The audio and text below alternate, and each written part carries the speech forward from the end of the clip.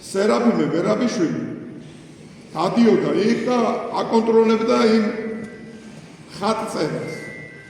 თქვენ ხედავთ, კათოლიკე იყო ადამიანი და ქართული ხატწერა მის ტვინში იყო უმაღლეს დონეზე, რომ მას შეცდომა არ დაეშვა, მან იცოდა. და ვერ ბედავდა, იგი რაიმე ცვლილება შეიტანა, იგი რუსული რამე დაეხატა. ხო და ესენი ქართველები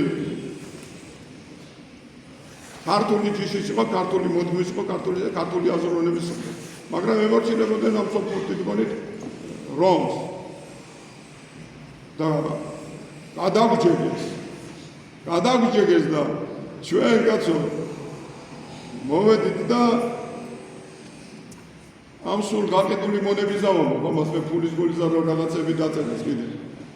ძალიან მაგრად არის საქმე, იქ ვერავინ ვერ შეადგენს, 95% მართლმადიდებელია, ხო გითხარით, მე ისე მაგრად ვთქვი, მემინები განვაგდებთ თუ იეშმაკს და განვაგდებთ სატანასო, სატანა გარბოდა თურქეთს უვლიდა აგიდა და საჩადიოდა იტალიაში ისე.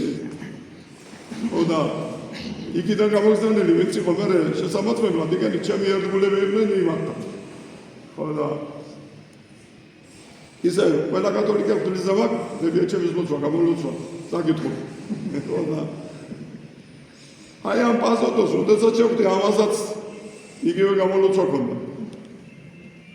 ხო და მაგრამ აგერ ყავს აქ შიგნით ყავს ეს ვითამ პროფესორები.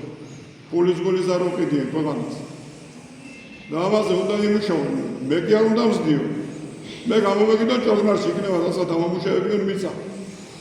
კონგრესის და აგანა ხო ამათ უნდა მიხედონ ამათ. და რაცხას ბლა ბლას როწერს უნდა უთხროს როწერა კითხვა არ იცი.